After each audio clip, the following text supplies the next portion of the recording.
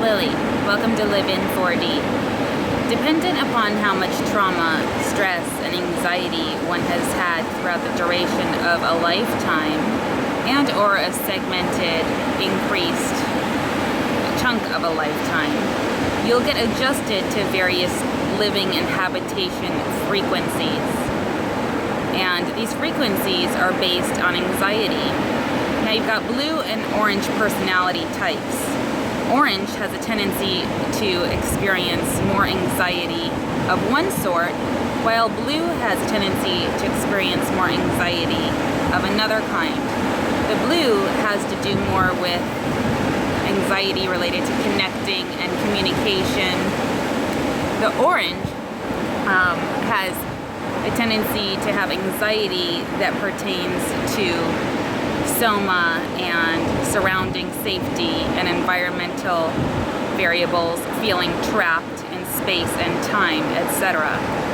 So ironically, the two end up feeding off each other's anxieties in adverse ways, because what's safekeeping and peaceful to one creates anxiety for the other, and vice versa.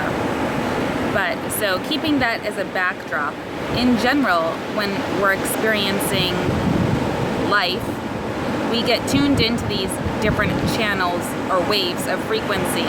So if you're in a high stress level in general in your life, you're going to tune in, whether it be via visual or auditory or somatic sensory, to more anxiety evoking stimuli in the external environmental milieu. So you'll notice the alarm sounds, you'll notice screaming, you'll notice people falling down, you'll notice injured birds. All things at this level of frequency of existing, you will be more hyper alert to. Now, there are many different levels of anxious frequencies.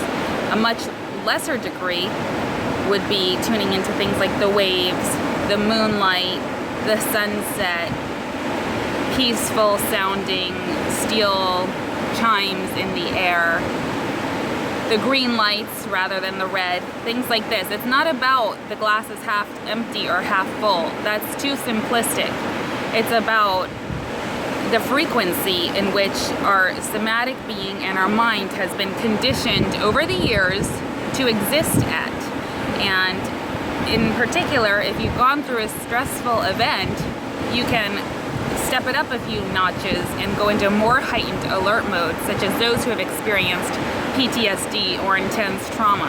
So keep this in mind when you are going through your daily life, because it's something that you can consciously control with time.